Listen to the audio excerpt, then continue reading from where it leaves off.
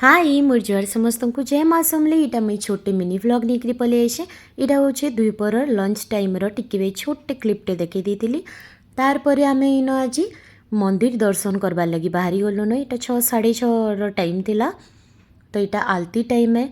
आज जेहेतु इटा नवरात्र चलुचे चैत्र नवरात्रि चलुचे तो आम दर्शन करी नहीं जाई न देवी माँ के।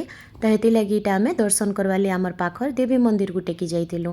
देख केते सुंदर ही मंदिरटा मुझे भीतर के एचे नहीं देखौचे। मूर्तिटा एते सुंदर अच्छे। इनर मूर्ति मते बहुत भल लगसी माने पूरा सथे सामना रे भगवान ठिया हिचन टाइप फील ऐसी देखले।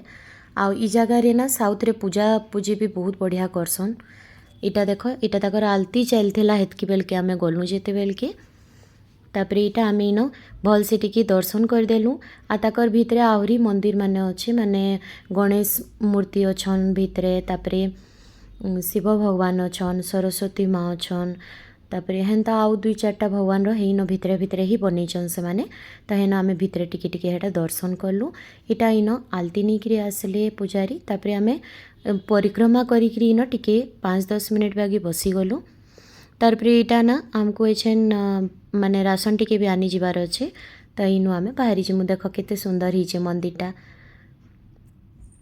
गरम तो बहुत होचे पूरा बेंगलोर ए वर्ष माने अजब टाइप रो गरम होचे। आमे पूरा झालती गाधी पकईथिलु न घाई टिके हेन बसबार थी। आईटा एछेन आमे बाहरी गलु राशन टिके आनबार लगी टिके टाउन भीतर के आसीछु। इटा आ देख राशन इन नहीं आमे तापरे घर के जीमु।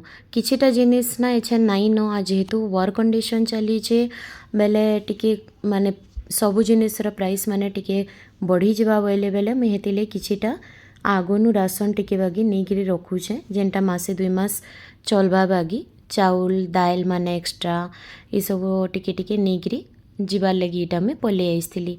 आ बड़ राशन नेबाली हेले ना एंता स्टोर के पलि जावाटा ठीक है। तापरे आम इनु राशन नहीं घर के पलैलु। आज मोरी छोटे व्लॉग जदि समस्त को भल लगी तो प्लीज़ लाइक टे करदे आ गोटे छोटे क्यूट कमेंट देवे।